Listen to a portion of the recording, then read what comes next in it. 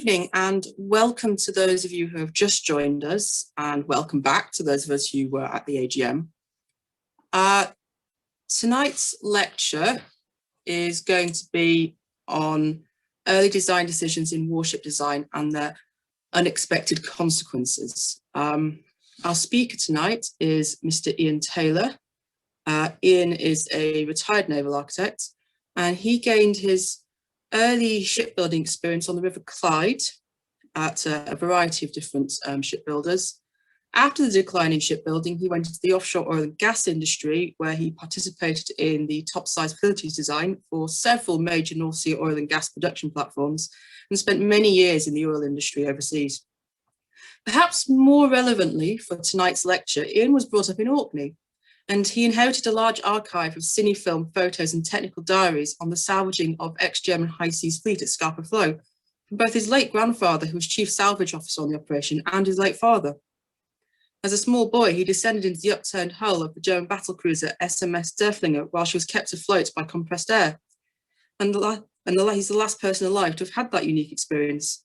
He has since lectured extensively on this subject and naturally gravitated to an in-depth analysis of the losses at the Battle of Jutland, and also to analysis of naval losses in World War II. Before I hand you over to our speaker tonight, just a couple of procedural things. So we'll have the talk and then we'll have the Q&A at the end. Now, the lecture is being recorded, so there are two ways to ask a question. If you don't mind being on the recording and being uploaded to YouTube for posterity, you can raise your hand, and then when the time comes to the Q&A, I'll promote you to a panelist, and that will allow you to ask your question and any follow-up questions you might want to ask. If, on the other hand, you don't want to be recorded, then you can type your question into the Q&A chat, which is you can locate at the bottom, and I will read your question out for you. And you won't be able to ask a follow-up question unless you type it in the chat, of course, but you also won't be recorded. So hopefully our speaker's ready. Ian, if you could unmute yourself and start your video again. This is the bit where we hope that technology works. Brilliant. Hello, Ian. So yeah. Share screen now. Share your screen now, and yeah, we'll get going with the lecture. And click on the presentation, yeah? Yes, so if you, yes, you did screen sharing, so hopefully it'll come through. Brilliant. Maximize. And put onto slideshow.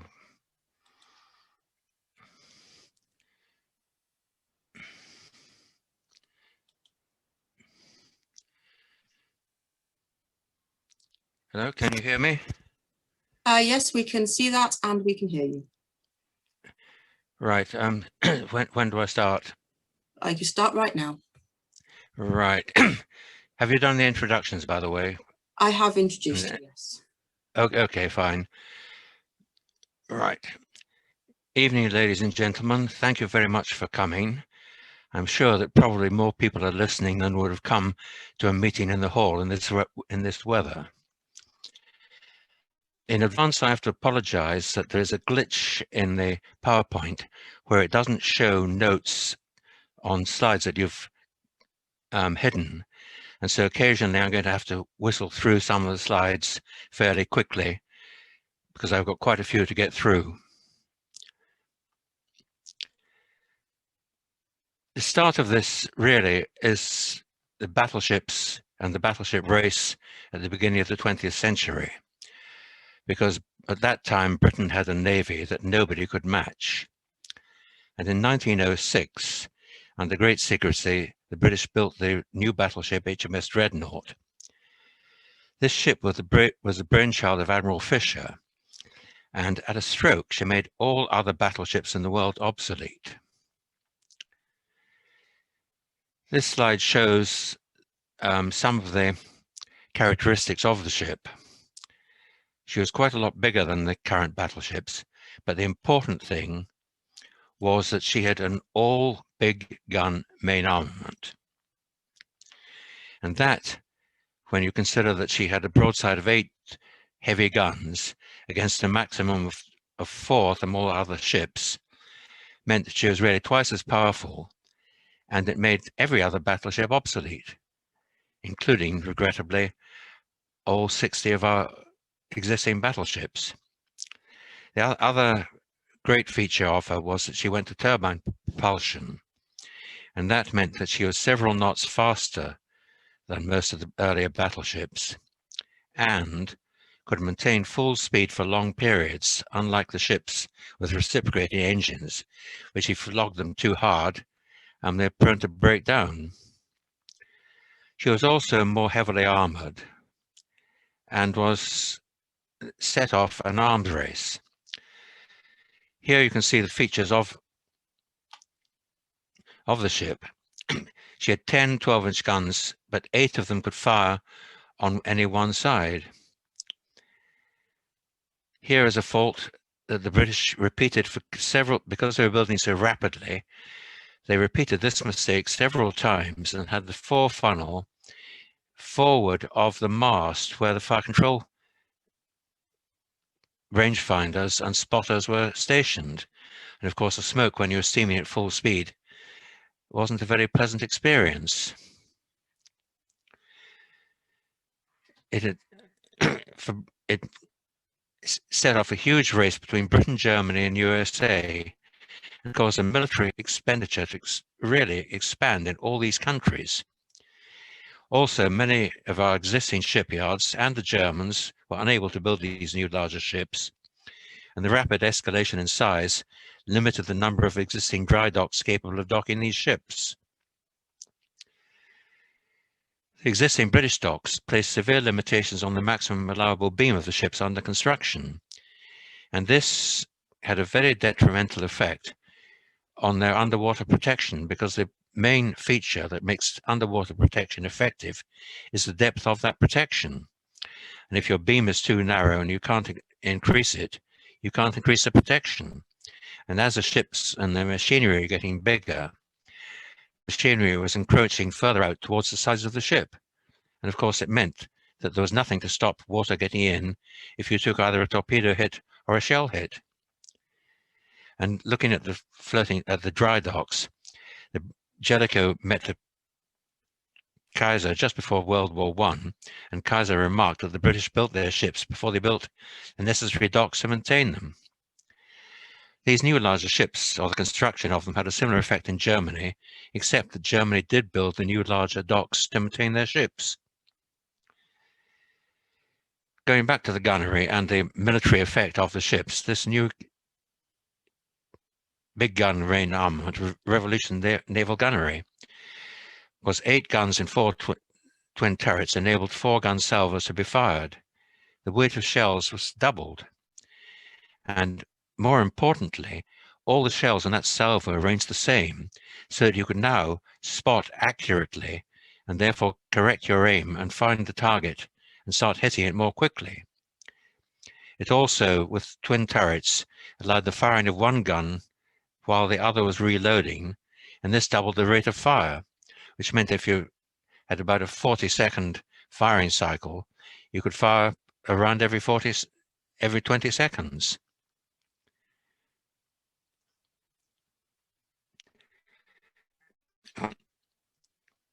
Also, after the dreadnoughts were several of them were in service, the British were quite not satisfied with the way their gunnery was working, and they developed a new director control for all the main guns. This had a spotting top, and all the guns in the salvo were fired simultaneously at virtually the same vision and bearing. And this meant that your shells would all be fairly tightly grouped, and that grouping depended largely on the range and accuracy of the individual guns. And of course, that meant that you could see almost exactly where your mean bearing and range of your shots were falling, and put a meaningful correction and find the target. There was also a capability within the fire control system at the turrets to adjust the elevation of any individual gun that was more worn through firing different number of shells than any other gun, so that you could compensate for that. Of course, when you come to the machinery, the steam turbines enabled the building of much faster vessels and heavy vessels. And Britain started to build a battle cruiser because Fisher thought that armor was speed, or speed is armor rather, and the battle cruisers had the speed to invade any stronger ship and sink anything weaker. This was fine, except that in order to accommodate the extra weight and space required to install the machinery, twice or latterly 4 times the power of HMS Dreadnought, huge sacrifices in the level of protection had to be made. Here you see a view of the Indefatigable, one of the early battle cruisers. Her armor was 6-inch belt and 7-inch on the turrets, which is exactly the same as the old slow armored cruisers that these ships could outfight. But it meant that even against an armored cruiser, they had to maintain quite a long-range battle to keep out of the range of the armored cruiser's guns. And also the armor was thinned abreast of magazines, and there was virtually no deck protection at all. Here is the German first battle cruiser, the von der Tann. She was bigger, she was faster, and she was much more heavily armored. And in fact, at Jutland, she was the tail end of the line and was subjected to quite a barrage of 15-inch shells, which she successfully withstood. And in Jutland, in a single ship duel, von der Tann sank the Indefatigable with an ammunition expenditure of only 55 shells.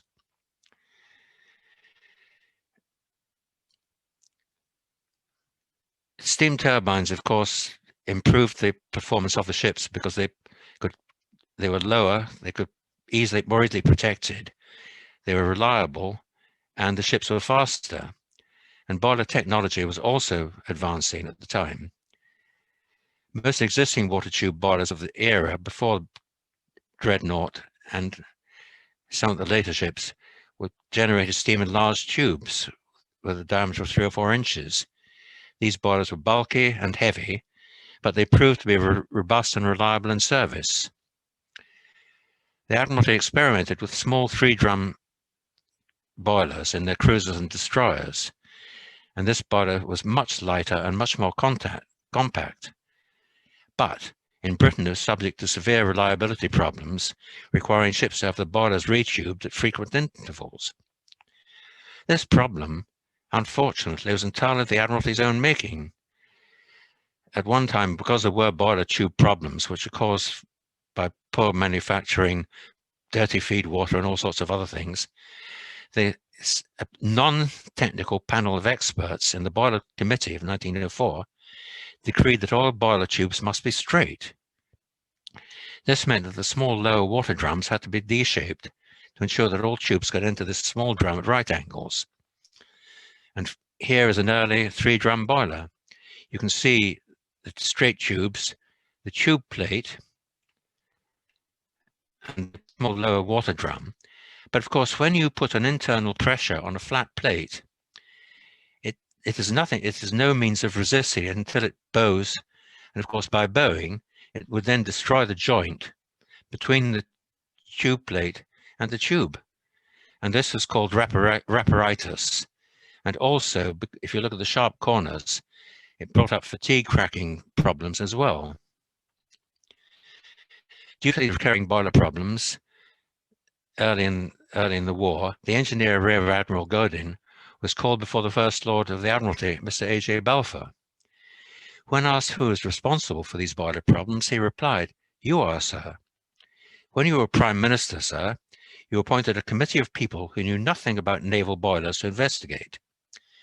Amongst their recommendations, they said all boiler tubes must be straight, hence the D-shaped drums at the junction of the tube plate and wrapper.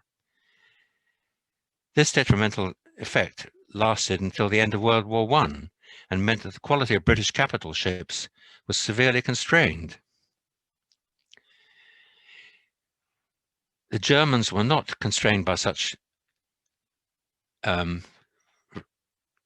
restrictions, and they adopted a small tube boiler, which is in fact an adaptation of an earlier British design. A bit of irony there. And these boilers had curved tubes and had no restrictions.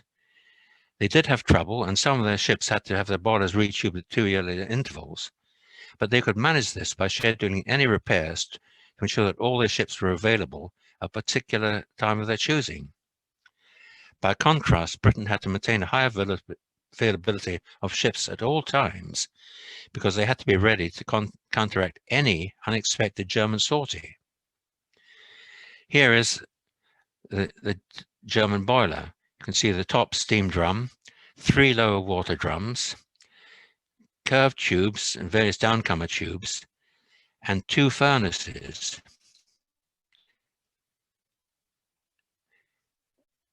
British battle cruisers, to generate the power, because the coal-fired boiler had to be small in size because it was governed by how far a stoker could reach with his shovel and with his clinker breakers to break up the clinker and keep the fires burning.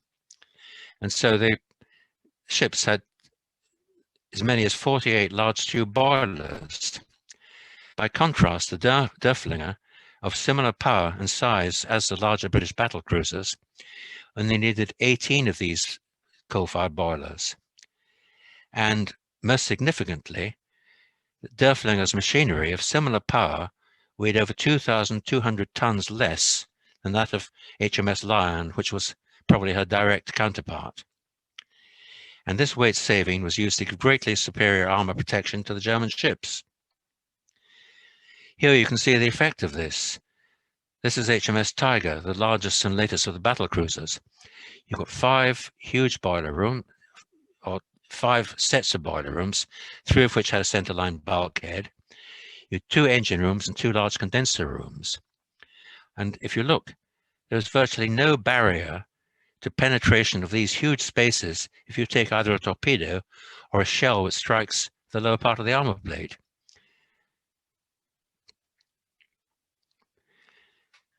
Although, in fact, with hindsight, the retention of the larger tube boilers was correct, because in addition to the boiler problems in the destroyers and cruisers, the British fleet was struggling with condenseritis, which were the condensers condensed the steam from the turbines before it was put back as water into the boilers.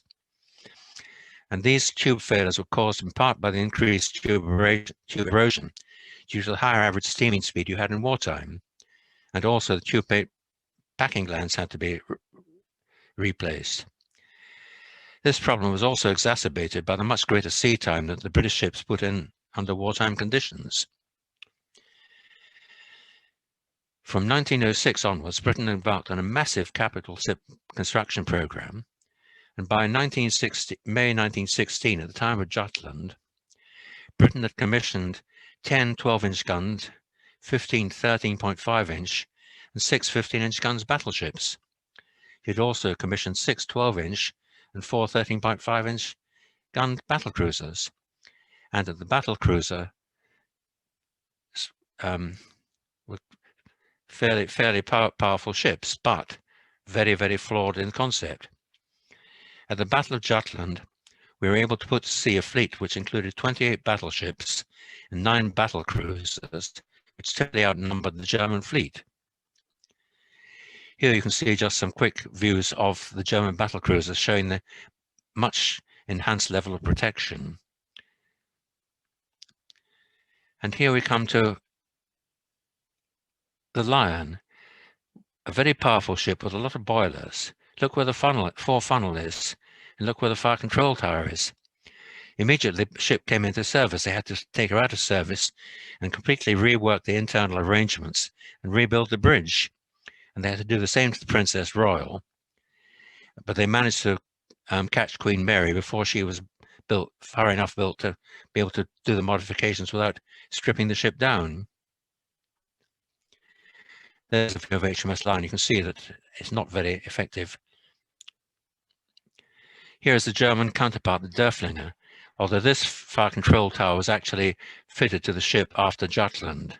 But these ships were magnificent ships. They were well armed, they were fast, and they were well armored. In fact, their armor was as equivalent to the 15-inch gun battleship Warspite.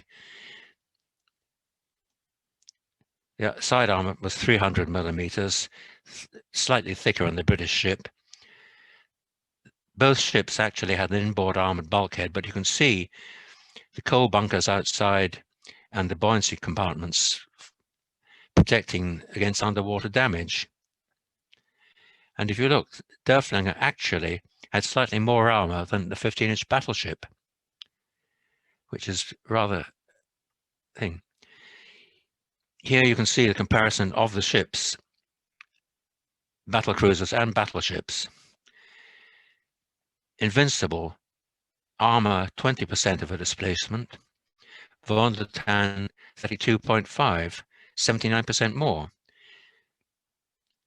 Dufflinger 9,800 tons against 6,600 tons on Queen Mary. In the battleships, the disparity wasn't so severe because the machinery in the battleships was smaller and took up less space, so the disparity machinery weight, which could be converted into armor, was less. Here it's shown graphically. You can see 20% against 32, 24%, 37%. Now we come to guns, because again, we get into differences in the cordite.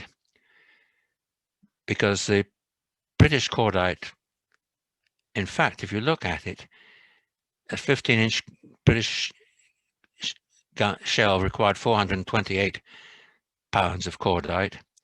The German 15-inch with a lighter shell required 403, mainly comparable. The 12-inch, the Germans required about 277.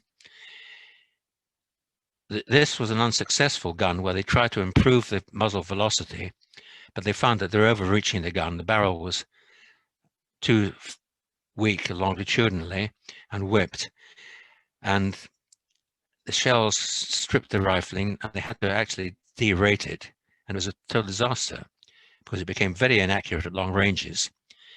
And 6 ships, 3 battle cruisers and 3 cruisers, the battleships, were fitted with this inefficient gun. That's just a repeat of what was going on before, but the point is that at the Battle of Jutland, the volatile cordite in the British ships caused 5 ships to blow up due to magazine explosions following hits on either turrets or their ammunition servicing stations. By contrast, despite serious cordite fires, no German ships were lost to magazine explosions. And I said before, the British attempt to increase the power of the 12-inch gun before they went up to the 13.5 and later the 15-inch guns was a complete failure. During the rapid expansion of the British fleet in the Dreadnought era, many hidden design dangers were left unnoticed. And in fact, the genesis of the cordite fires began in 1889. This was when Cordite Mark I was first produced and began replacing gunpowder or brown powder as a propellant. In a 13-inch gun, the brown powder propellant charge weighed 630 pounds. The new cordite, the charge could be reduced to 293 pounds for the same shell velocity. This meant there was a large amount of magazine space saved and weight, and of course also far less armor to protect the vulnerable magazine. The magazine space was halved, ammunition weight reduced, smaller area, but also the weight of cordite charge per shell to be handled, which a lot of the handling of the cordite was manual, and the reduction in the volume of smoke. But there was a complete lack of appreciation of the volatility of this cordite, and this was not appreciated until after the ship losses at Jutland. The main cordite components of British cordite were 65% nitrocellulose and 35% nitroglycerin, and this was equivalent to 13.1% nitrogen. and there was 5% petroleum jelly, which is a solvent, which also improved the easing of through dyes when they were manufacturing the cords of cordite. And this cordite was produced in a cord form and enclosed in a thick silk bag. It was bagged into half or quarter charges for heavy naval guns. The previous brown paper bags charges had been passed from the magazine to the turret ammunition handling spaces via revolving flashlight turrets. The British thought that the new cordite, being fully enclosed in these silk cases, was safe, and so the charges were now passed through open magazine doors to the hoists. And according to Philip Watts at the time, if you take the magazines, the division between the magazine and the cordite handling room was only provided for more rapid flooding of the magazines, and not as a necessity for the general subdivision of the ship. And also, on the magazine construction, Naval Design Manual of this period states that a number of small longitudinal bulkheads forming the boundaries of magazines assist in maintaining the watertight subdivision, but being of small area, are of 10-pound plating with only 3" by 2.5" angle stiffeners. The magazine bulkheads were clearly designed to retain water in the event a magazine had to be flooded, but there were bulkhead doors and bulkheads and doors were not designed to resist the large external pressure that actually was generated by highly volatile cordite conflagration in the confined turret loading spaces. Also, another fault in the magazine was that the vent plates that were fitted to relieve gas pressure in the magazine if there was a fire there proved not to be flat died in the reverse direction. Fortunately, in Lion, the water level in the magazine had risen above the exposed cordite after the fire in the handling spaces. Here you can see the difference between the British and the German cordite. Not very much in these vital components, but 11.9% means that the volatility of the German cordite was less than half that of the British ships. And this comparatively small difference was the difference between when a turret was pierced and the cordite ignited, it burned fiercely, but did not explode in the German ships, whereas in British it burned so fiercely that it, even if the magazine doors had been closed, overwhelmed the bulkheads, penetrated into the magazine, and the magazine exploded. But it didn't have to penetrate the magazine, because the magazine doors had to be open to pass the cordite to the hoists while they were actively firing. So there was an open conduit straight from the turret through the ammunition train of 8 charges in the hoists, through an open magazine door, into the unprotected cordite in the magazine. At the same time as the British developed their cordite, the Germans developed their RPC-12, and this had, as I say, had half the weight, half the volatility of the British cordite. But despite all this, it gave a similar weight-for-weight propellant performance. It was solventless, and so you could extrude it in tubular form, and of course a tubular form is much more efficient. The British cordite had to be extruded in solid cords, which were extruded at 4.45 inches, but shrank to 0.34 inches after the solvent extraction. So you didn't have very good dimensional control over the cords. But the most important difference was that the German tubular cords combusted much more evenly, as once their cordite was ignited in the charge, it burned from both the inside and the outside, and the driving pressure on the rear of the shell was much more even during the combustion of the charge. And for virtually the same performance, the German cordite was much safer than the British equivalent, and no German ships were lost in magazine explosions in either World War I or World War II. At first sight, there wasn't much difference between the two, but as I say, the key difference was the nitrogen equivalent, and this made the difference between the cordite burning fiercely, or burning so fiercely it could be classed as a minor explosion, which overwhelmed magazines even if the doors had been closed.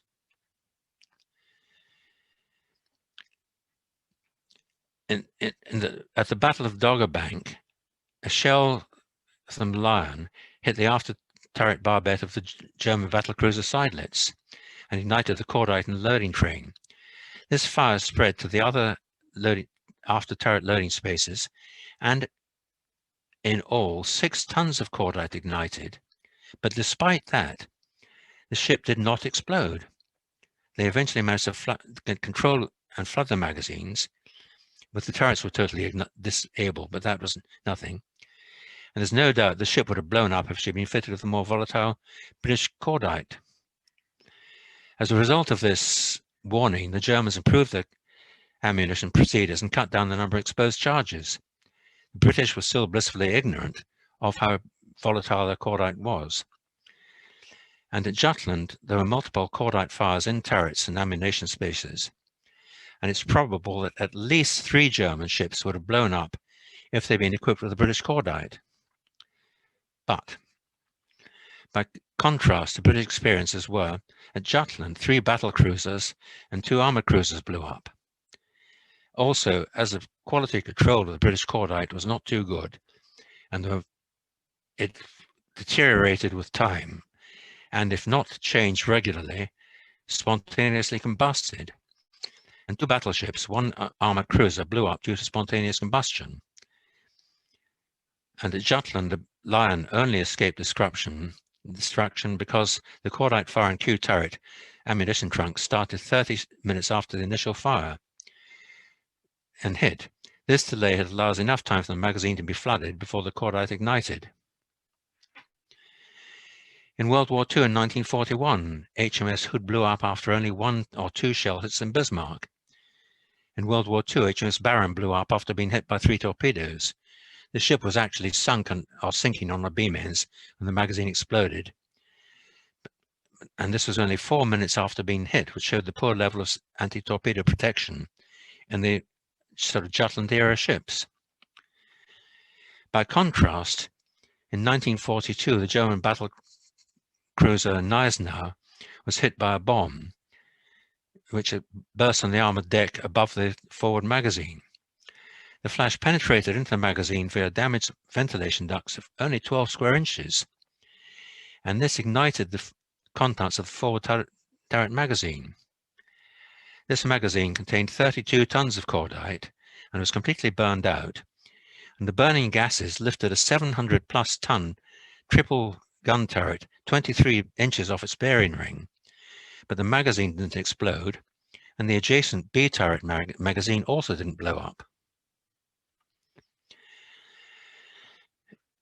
As I said earlier, whilst any turret was actively firing, the unprotected Cordite was placed at the open magazine doors and then transferred by hand to the hoist waiting area. And there was a direct path, flame path, from the turret to magazine when the shell pierced the turret or barbette and ignited the charges there.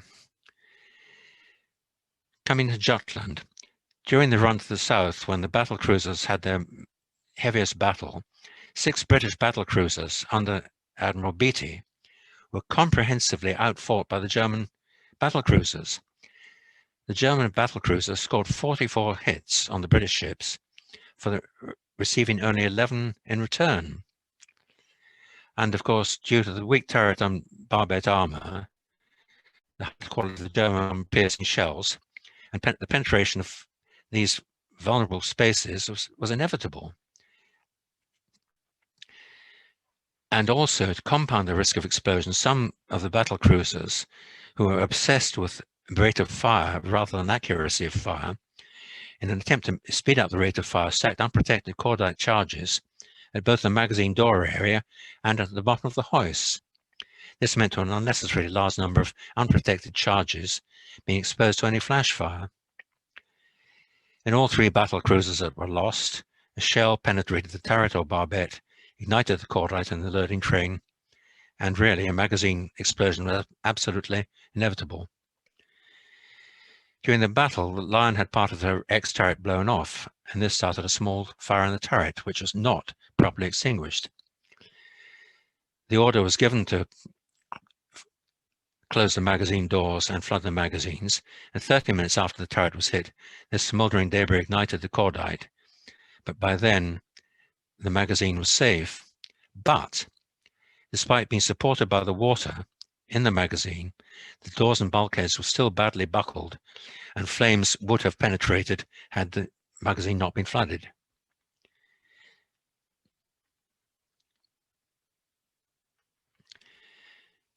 Another fault, which is caused by the large tube boilers and also the restrictions on beam, was that at the Dogger Bank battle, Lion was hit below the waterline at the breast support engine room, and it ruptured the shell plating, and seawater contaminated the feed water, which caused the port engine to be stopped. Later, the feed water became contaminated in the other engines, and Lion was left dead in the water from a single shell hit on the waterline. She had to be towed back to base by the Indomitable.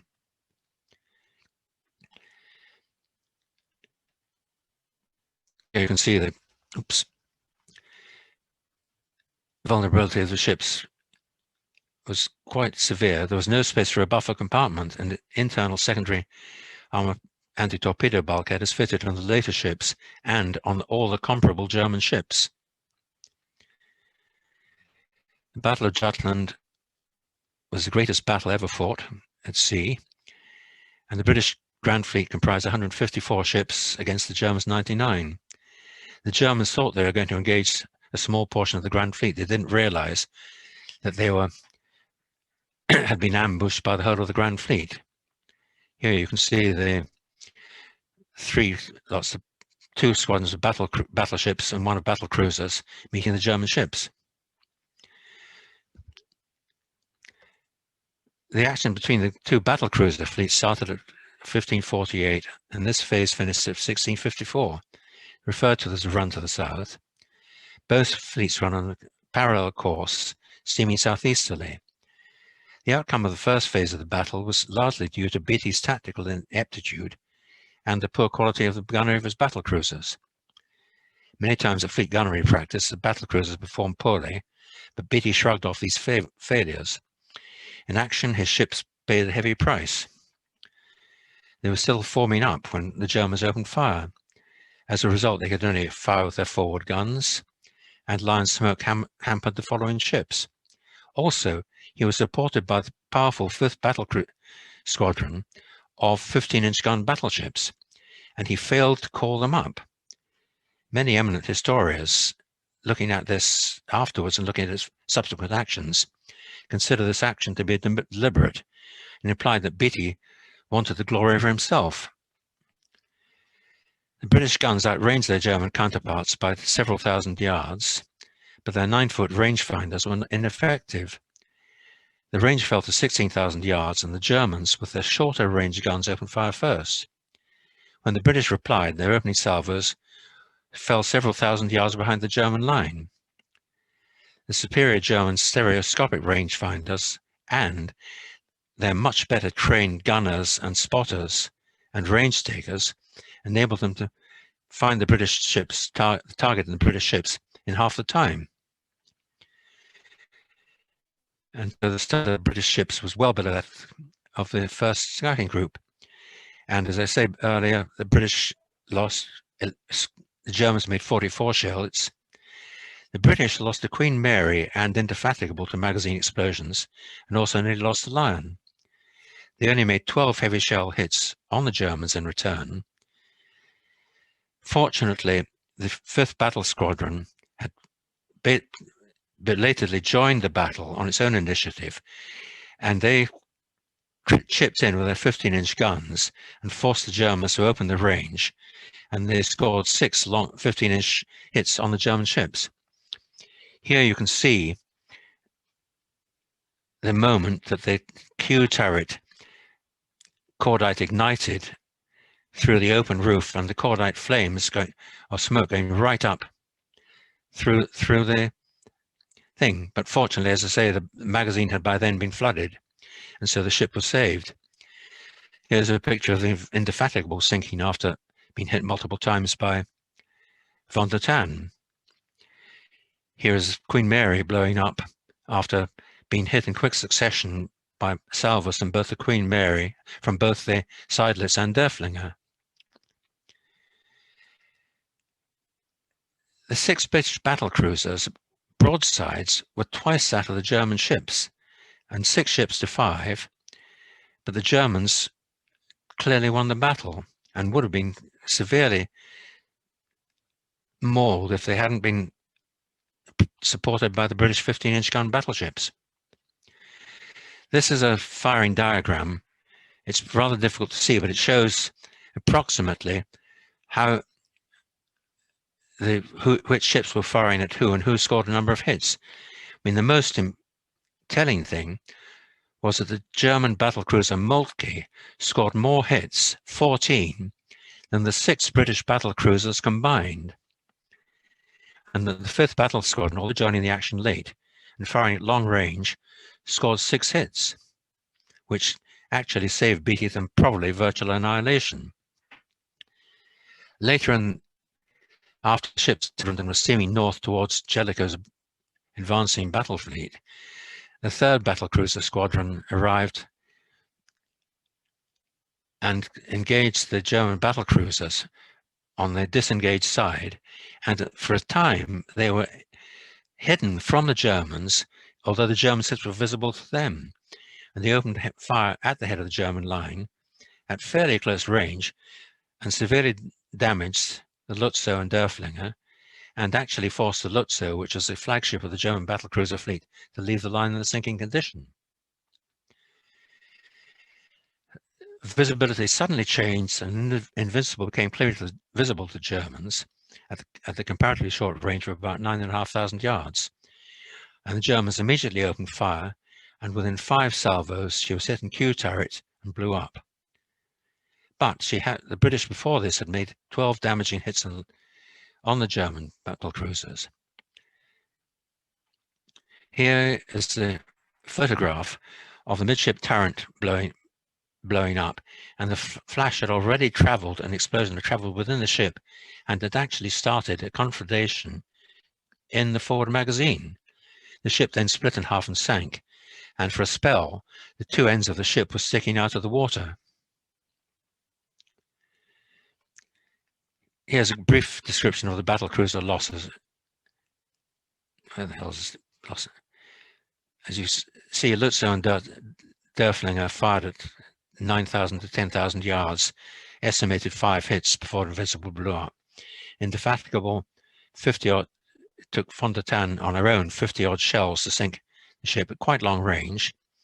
And Queen Mary, both Dufflinger and Seydlitz found the range more or less simultaneously, and that was it.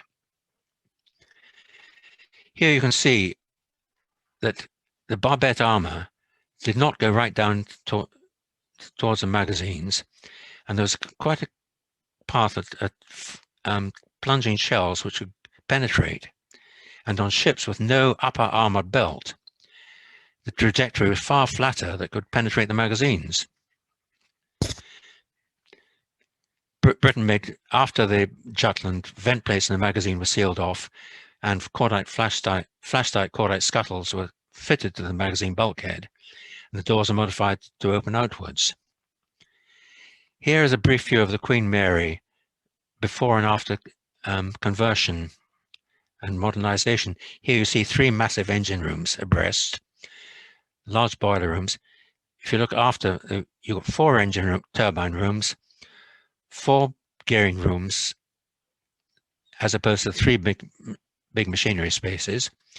And here you can see much more space and buffer space between the sides of the ship and the boiler room. Now, coming to World War II, how are we doing for time? We come to torpedoes. I can only go on this subject very briefly because it's a paper in itself almost. But while steaming off Orkney in 1939, Nelson was attacked by U-56. The submarine fired a spread of 3 torpedoes, and the submarine's hydrophones recorded that 2 torpedoes struck the ship without exploding, and a third detonated prematurely. At this stage, the German submarines were bedeviled by faulty magnetic detonators. The contact portion of the duplex detonator also proved faulty, and many German torpedoes hit without exploding, saving British losses. Depending on where the torpedoes struck, Nelson would probably have been sunk in this attack if the torpedoes had gone off. Ironically, the Germans later copied a British contact pistol, which they obtained when a British submarine was captured in the Kattegat after being mined and forced to the surface. This copied contact pistol unfortunately sank many British and Allied ships during World War II. There was a significant difference in the performance of the torpedoes of the main protagonists in World War II. Lack of peacetime development and of rigorous testing of pre-war torpedoes left several competent nations with weapons which were virtually useless. Germany and USA were the most seriously affected, but all nations had some failures. The British contact torpedoes proved reliable, and unfortunately proved too reliable against us when the Germans used them as well. But they had problems with magnetic detonators because basically they were dependent on a differential between the magnetic field of a ship and the magnetic field of the Earth, which varied quite a lot, and the torpedo detonators were not able to compensate. The Japanese torpedoes performed well in service, and they had been very thoroughly tested in peacetime. There was a number of complaints by U-boat captains about these torpedoes passing under target, and eventually the Germans did realize that it wasn't bad submariners, it was bad torpedoes. And the Germans estimated that by mid-1940, the faulty torpedoes had prevented the probable sinking of 2 battleships, 1 aircraft carrier, 7 cruisers, 7 destroyers, and numerous troop transports and supply ships. If these torpedoes had been effective before our anti-submarine measures were really up to speed, it could have decimated the British fleet and the merchant fleet as well, which it did later on. Now we come to major policy problems. Hood, if she had been reconstructed, would have been the only British ship in the Navy capable of invading Bismarck on her own. She was equal speed and size and armament, and as reconstructed with proper deck armour, would have been adequately armoured. Her main turrets had the right elevation, and the weight saved by replacing her machinery, circa 2,200 tons, and the large conning tower of 600 tons would have allowed her magazines to be armoured properly, and extra armour could be added over her machinery, spaces, turret roofs, and lower bar beds. They could have upgraded a secondary armament as the same as they did in Valiant, Queen Elizabeth, and Warspite, and the Renown. And machinery was already in production, which had given her the same power and speed as she had before. But they reconstructed the Renown, and Renown, while she had a very fine war record, was only a very lightly armoured battlecruiser, and could never really be placed in battle against a battleship. This is just a table that I prepared, which showed that the reconstruction could be done, which is based on the weights that they use for modernizing Renown and Valiant and Queen Elizabeth. And that where necessary, I've scaled them up, and also taken weights from the aircraft carriers of the Indefatigable class, which had the same machinery that would be proposed for Hood. But it shows that, I mean, the weight saved could have been made up by the new machinery and taking off redundant equipment, could have been made up with extra armor, and she would have had at least a fighting chance against Bismarck. Here you can see the Bismarck, a very powerful ship, 10,000 tons or more, bigger than the equivalent British ship, although declared at the limit of 35,000 tons. This is a profile of the Bismarck with the machinery spaces and everything else. Here you can see boiler rooms, fuel tanks, buoyancy spaces, the same as they had in World War I. King George V, 10,000 tons lighter, a much smaller ship, and armed with 14-inch guns as opposed to 15-inch guns. These views are interesting because they show the cross sections. Bismarck had armored decks lower than the British ships, but she had that. There's again a buoyancy spaces, fuel tanks, and boiler rooms. King George V, here you can see the sandwich side protection system of airspace, fuel tanks, airspace again. And here you see the Vanguard after the loss of the Prince of Wales.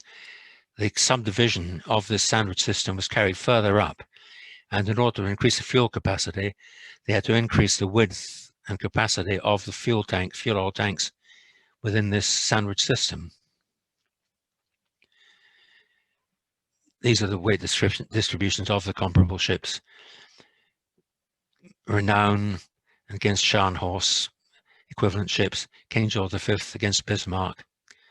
But although Bismarck had more armor, a lot of it was wasted because the British put most of their armor into an all or nothing, where they either put thick armor over the maximum area or none. Whereas the Germans put a lot of armor which was not going to stop a heavy shell and therefore was wasted. Bismarck's sortie is the most famous evolution in the Atlantic theatre and was quite catastrophic for the British. The German ships left Danzig on 19th of May, and Bismarck could not fill up all her fuel tanks because the Baltic was too shallow, and so she didn't have her tanks full of fuel when she left, and she burned a further 1,000 tons on the voyage to Bergen. There was a tanker waiting, but she didn't top up her tanks, and this actually proved critical. And also, they thought their breakout was going to be secret, but a Swedish cruiser had reported her earlier, and then the British reconnaissance plane photographed the two ships in Bergen and knew the sortie was on. And Lutyens all opted to break out into the Atlantic via the Denmark Strait as they'd done successfully earlier. But the British were ready for him, and he was intercepted by Norfolk and Suffolk. Hood and Prince of Wales intercepted, but because the British ships cruiser had lost contact, the German ships had altered course, and where Admiral Holland had planned to cross ahead of the German ships, in fact the Germans crossed ahead of the British, and meant that the British could only use their forward guns, while the Germans could use all their heavy guns broadside. Admiral Holland made three critical mistakes. He led with Hood because her deck armor was not suitable for taking on long-range plunging fire. He should have put the more heavily armored Prince of Wales in the lead, but no British admiral would allow another ship or order another ship to take the lead and take the fire. The Admiralty thought about advising Admiral Holland to do this, but they didn't do so. And so, of course, Hood was in the lead. And he kept the two ships in close order, which limited his maneuvering options. And when Hood was sunk, Bismarck could straight away transfer a fire to Prince of Wales without any correction. Also, Prince Eugen took the lead instead of Bismarck because Bismarck's radar was damaged by her own gunfire, and Hood ordered fire to be opened on the lead ship, which is the wrong target.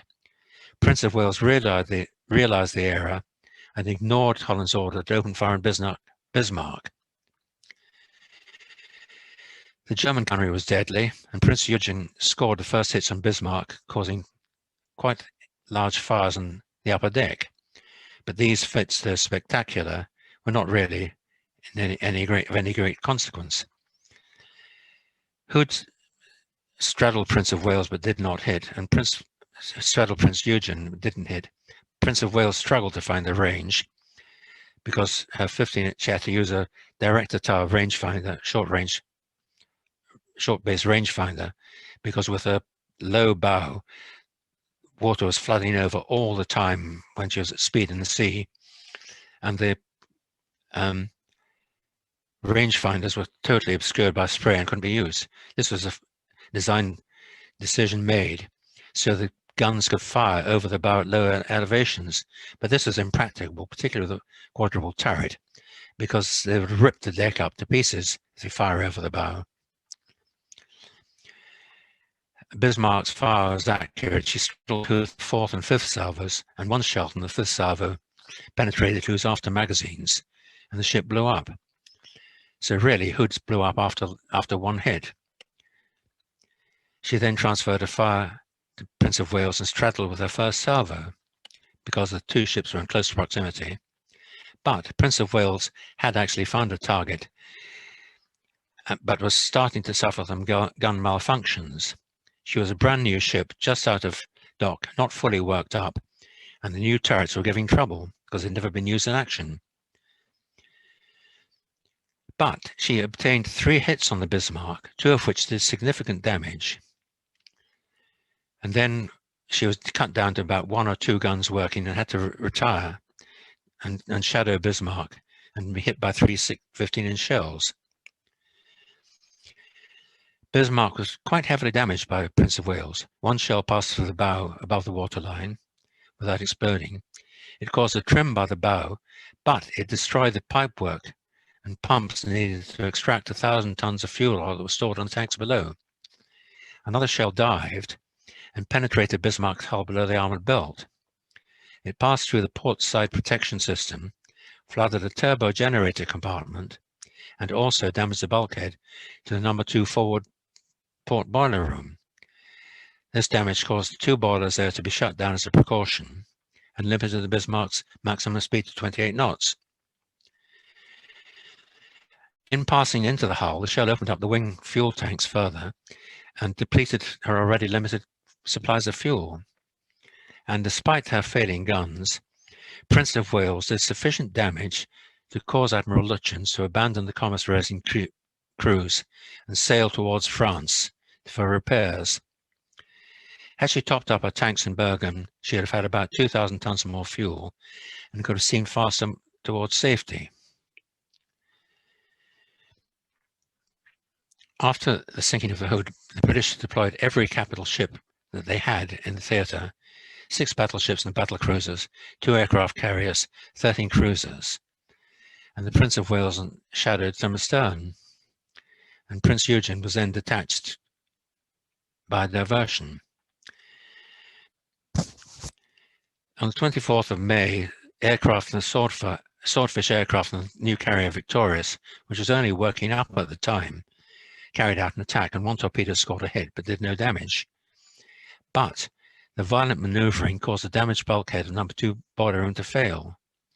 And this space caused a list of 8 degrees to port, and increased the bow down trim caused the starboard propeller to come out of the water. And the starboard after buoyancy space is said to be counterflooded to reduce this list and immerse the starboard propeller. Because of the shortage of fuel, Bismarck now had to reduce speed to about 20 knots in order to rebuild the French port and the large dry dock in Saint-Nazaire. The British ships chasing was zigzagging, and because they lost radar contact on one of the legs, Bismarck increased speed, turned away, and broke off contact, and then vanished into the Atlantic, which is an absolute shattering blow. But Admiral Lutyens' radar detectors were still picking up the emissions on the British ships, but he didn't realize the signals were too weak to produce a return echo onto the British receivers, so he thought the British were still in contact and sent a long radio signal to Group North. This was intercepted and plotted by British RDF stations. Due to the catastrophic misinterpreting of the data, Admiral Tovey's flagship, King George V, steamed away from the Bismarck for about 6 hours and would have been totally unable to catch her unless speed was drastically reduced or she was stopped. Eventually, a Catalina long-range aircraft located Bismarck, and she would be within the reach of German shore-based aircraft and U-boats in less than a day. And there were no modern British capital ships in the way. The only hope of stopping Bismarck lay with Ark Royal and Force H, which had the battlecruiser Renown, but it would be suicide for her to engage Bismarck.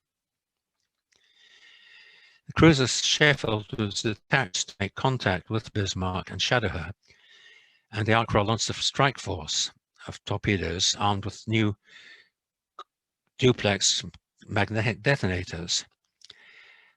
They were not told of Sheffield's presence, and some aircraft mistakenly attacked her.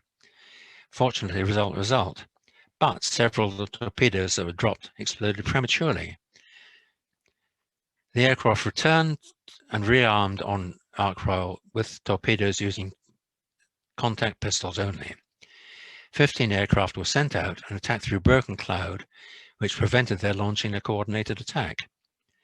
One hit was scored amidships, which caused no damage, but later a second torpedo struck the ship. This damage was catastrophic, as the torpedo struck the Bismarck while she was in the middle of a turn to avoid being hit. It struck Bismarck's stern and jammed her twin rudders at an angle of 12 degrees to port.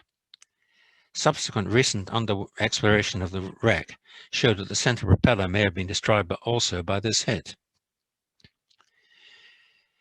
It's an interesting little aside that the Swordfish was totally obsolete by this time, but was probably the only naval attack aircraft that could have taken off and landed from an aircraft carrier in the severe weather conditions prevailing at the time, and also exposed a serious flaw in the design of the heavy AA fire control predictors in Bismarck. The calculations were based on a minimum aircraft approach speed of 140 knots, and the Swordfish were attacking at 80 to 100 knots, or even less if flying into a headwind. This meant that all the flak from the heavy 4-inch guns was exploding far ahead of the aircraft and then dispersed by the time the planes reached where the shells had exploded. She was also deficient in light AA mounts because the 37mm guns, which were equivalent to the British pom-poms and later the Bofors, were hand-loaded and had a slow rate of fire of 30 rounds per minute per barrel, whereas the British pom-pom had a rate of 190 to 115 rounds a barrel and was also fitted in quadruple or octuple mountings. Due to cloud cover, a formation attack was not possible, so individual attacks in British directions were made by the aircraft when opportunities arose, and this made it difficult for the AA directors to predict multiple and track multiple attacks. This meant that the much vaunted aircraft with a so-called Bismarck, with a so-called powerful anti-aircraft directors and heavy aircraft anti-aircraft armament, failed to shoot down a single one of these obsolete Swordfish aircraft during that action. During working up trials, the Germans found that Bismarck could not be steered using the propellers only. This was a sort of design flaw that was only shown up at sea trials. Due to depth restrictions in the Baltic, Bismarck had a greater beam and shallower draft than contemporary Allied vessels. Her two forward engine room propeller shafts were angled inwards towards her stern, instead of being parallel to the keel centerline, as in most ships. And during sea trials and working up trials, it was found that the two wing propellers could not exert sufficient turning moment to maneuver the ship, even with the rudder in stated head position. And of course, with the rudder jammed at 12 degrees to port and the prevailing weather conditions, the ship was just basically unmaneuverable and was rapidly signaled to Group North by Lutschen to that effect. This is a view actually of the salvaged German battleship Bayern, which is a triple-screw World War I battleship. It just shows a similar configuration to Bismarck, except that Bayern's propellers and shafts were probably virtually parallel to the centerline. Bismarck turned in a circle and then was forced to steam slowly in the wrong direction towards Admiral Tovey's pursuing force, which comprised battleships King George V and Rodney. All attempts to clear the rudders failed, and this, together with the design flaw, proved the ship was unmaneuverable and was just a sitting duck thereafter. Admiral Tovey knew where Bismarck was and decided to wait till daylight so he could make sure that his gunnery was effective. As Bismarck was virtually stationary, he could choose in which direction to attack and how to carry it out. And both ships were short of fuel, and so he had to make the action quick. He then decided on a head-on approach to shorten the range quickly and also brings broadside to bear later. He approached head-on at 20 knots with King George and Rodney well spread out in a parallel course. Each ship was free to maneuver independently to disrupt any oncoming fire, and the ships opened fire at 23,000 yards and turned to bring their full broadsides to bear at 1,600 yards. Bismarck was at a severe disadvantage as she was yawing erratically, and of course whenever she built up any forward speed, her locked rudders took over and she would turn helplessly to port. This made it difficult to calculate a firing solution from the fire control computers, as the input of the maintenance of a predictable course was necessary. With both ships firing at Bismarck, it was only a short time before her forward turrets and fire control towers were disabled. And with the destruction of both forward main directors, control was passed to the aft director. The after turrets had just registered on King George V, who was passing astern, when that director periscope was destroyed by an 8-inch shell from Norfolk. And after half an hour, all three main fire controls towers were disabled, leaving the two remaining after turrets in local control, and Bismarck by then was just a sitting target. At one point, Rodney closed to about 3,000 yards and was firing full 9 by 16-inch gun broadsides. Meantime, King George V was experiencing similar turret and gun problems to Prince of Wales. Bismarck didn't strike a colours, but the British ships were so short of fuel they had to retire, and the cruiser was ordered to sink her with torpedoes. Several torpedoes struck Bismarck, but a senior surviving engineering officer had already given the orders, open all internal watertight doors and set and detonate scuttling charges.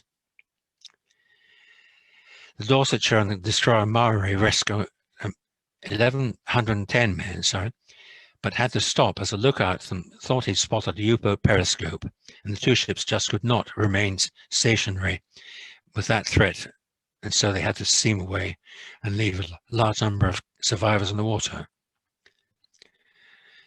In all, 2,876 shells ranging from 16-inch down to 5.25-inch shells were weighing 733 tons had been fired at Bismarck. There's no exact count of the hits, but a large proportion of them must have hit at the end because they're firing at point-blank range.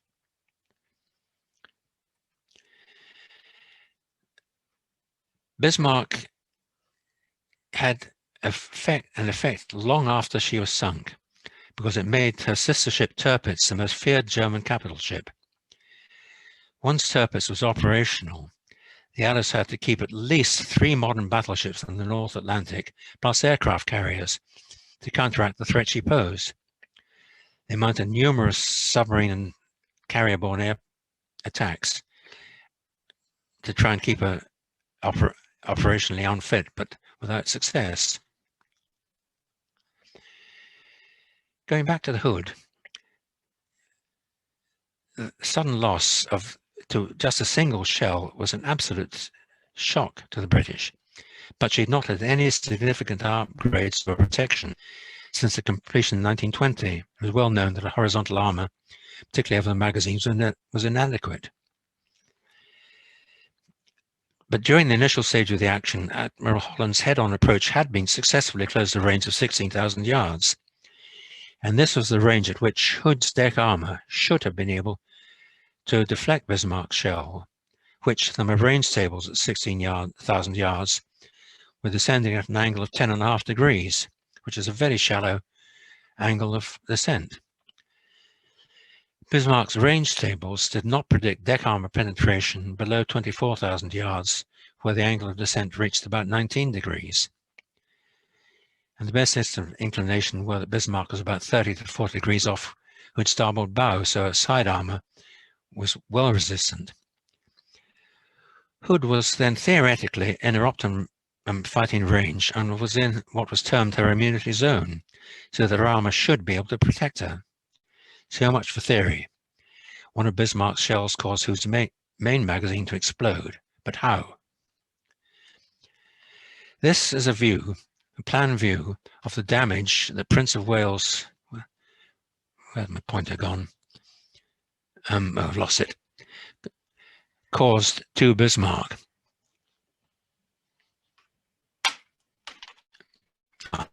Here you can see the shell penetrated the ship's side, passed through the buoyancy space, through the oil fuel tank, and exploded in a turbo generator room. And this was adjacent to the number 1 port forward boiler room and to the auxiliary boiler room. Inboard of that, this shell, particles from the shell splintered the bulkhead and flooded this compartment and this one.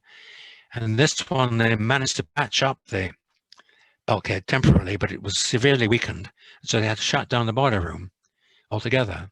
And later, when the ship was maneuvering to avoid the shells, this put a violent maneuvering, puts a huge strain on the hull of a ship. And this bulkhead failed.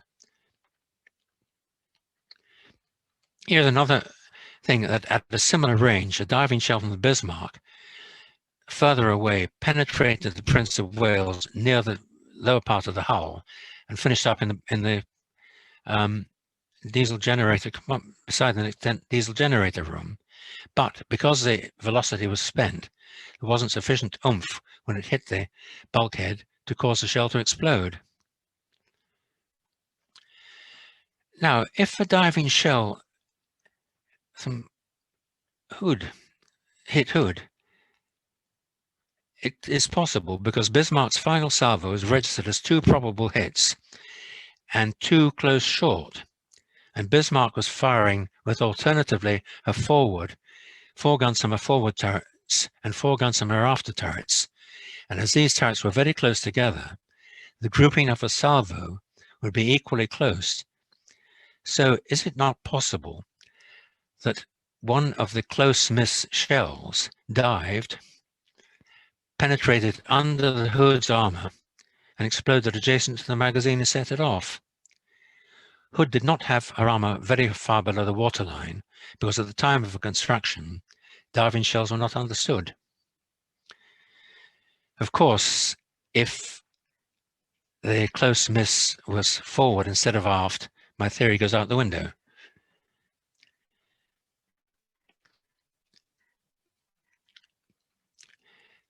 But it is a point that these diving shells that penetrated the Bismarck were not observed by the British. So had they been aware of the underwater shell damage to Bismarck, would they have examined the possibility of a magazine penetration by a diving shell more closely?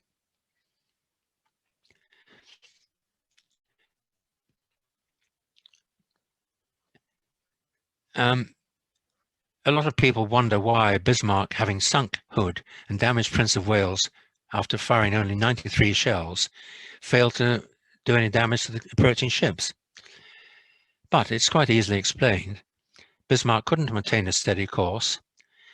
As she was pointing towards the British ships, she couldn't get stern guns to bear, and nor could she maneuver to disrupt the British fire. So, I mean, basically, her fire was rendered ineffective. She did actually land 1 shell or 1 salvo very close to Rodney, and 1 shell landed about 20 yards off abreast the bridge, which I think probably caused a bit of alarm on the people there. And also, of course, her main gunnery command and control centers were destroyed within half an hour of the action, leaving her ineffective. She was much bigger than the British ships. I'm having to go on a bit, otherwise we won't get onto some of the other stuff.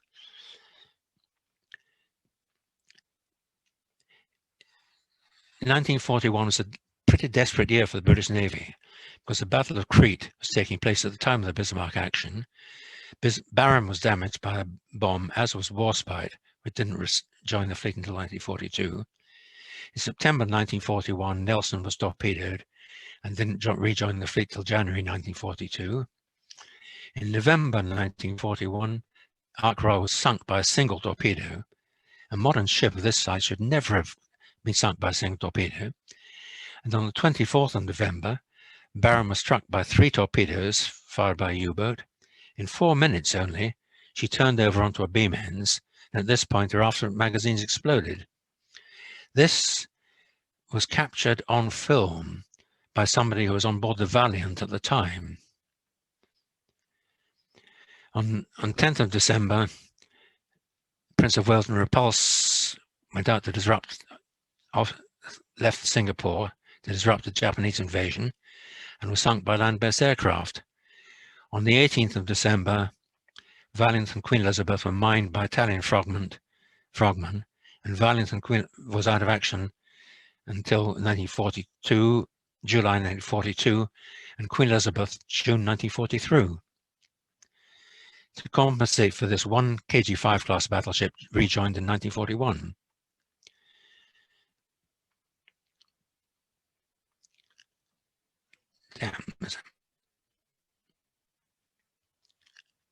Damn, I've lost some slides. It doesn't matter. Okay.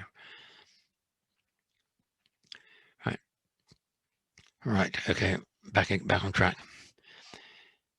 Take the loss of Ark Royal. This is a design decision that was made after the final legend of the design was approved, and was a fairly snap decision. Right. I'll just finish this slide quickly then. Originally designed, Ark Royal's total generator capacity of 16 kilowatts, comprising a mixture of turbo and diesel generators. But as built, as a last minute, she had all steam generators. And of course, here we can see what happened. These turbo generators were up in the compartment around about here. And as the ship heeled, the water rose into the uptake, and of course stopped all steam being. And then, of course, there was no electric power to power the pumps, communicate, and do anything to save the ship. So that was the end of that. Okay, that's it. I think we'll have to stop now.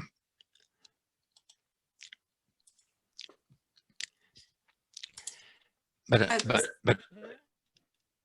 yeah, just one point, that when the ship capsized, the searchlight was shone on the bottom of the ship, and the hole in the hull measured 130 feet by 30 feet, which was a huge amount of damage for a single torpedo, which is rather unexplained.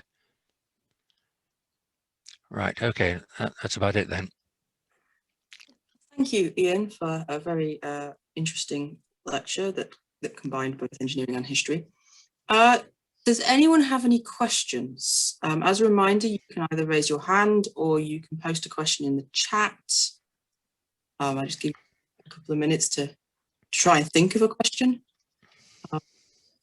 In the meantime, the next Southern Joint Branch lecture will take place on the 11th of March and will be on fuel and technical challenges to decarbonise. So we're going to switch to a bit of marine engineering for that one. So I'm just seeing if there's a question. No, no one appears to have any questions. So I know one person's read the hand. So Rob, Heather, just allowing you to talk. You'll need to unmute yourself. Okay, can you hear me? Yes, we can. Go ahead. Yeah, yes. Ian, that's fascinating. Thanks very much. And there's obviously a lot more to hear about this that maybe we can hear another time. But listening to you speak, it's hard to believe that we won in the end, isn't it? With all the things that went wrong. Anyway, the point I want to make, it's not really a question, but an observation. how seemingly small things can make such a difference. That if the Germans had got their torpedo activation right, the whole war would have been different, and the outcome could well have just gone the other way, just by that one small technical difference with the number of ships that you've said that. This is interesting, because what happened was that the Germans, again, the German torpedo people denied the fact their torpedoes were faulty, first of all. And it took a long time to find out what the fault was, because one of the faults was the torpedoes were running too deep. And the reason was that you could test them all you liked on the shore, but there was a balance chamber in the torpedo which acted as a reference to which the little hydrostatic opening, which measured and controlled the depth, referred to.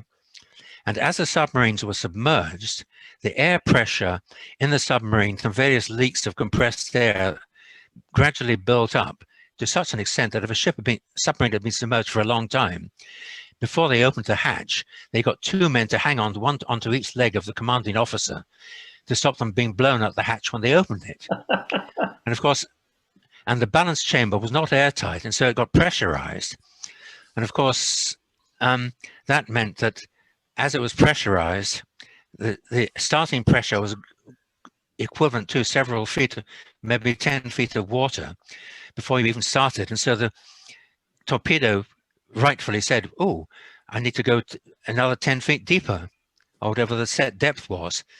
And so, of course, they ran under the ship. Yeah. And because the Baltic was frozen that winter, when they did discover there was a problem, their torpedo testing range was iced up and they couldn't use it. Of such things, history. And the contact was also faulty. And as I say, the submarine HMS Seal, which should never have been sent into the Kattegat because she was far too big. She was a large mine laying submarine and was far too cumbersome to operate safely in these confined waters. She struck a mine and was captured, and the Germans copied our contact pistol and fitted it on all their torpedoes, and merrily went away, so decimating the British merchant fleet and quite a few warships with these British contact torpedoes. Just as well they didn't find it sooner. Yes. Anyway, thanks very much. It was a really interesting talk. Okay, so are there any other questions at all? No? Okay, so as I said at the start, this lecture has been recorded, and in sort of next week it'll go up on YouTube, and you'll receive a link to that when the invite for the next lecture is sent out.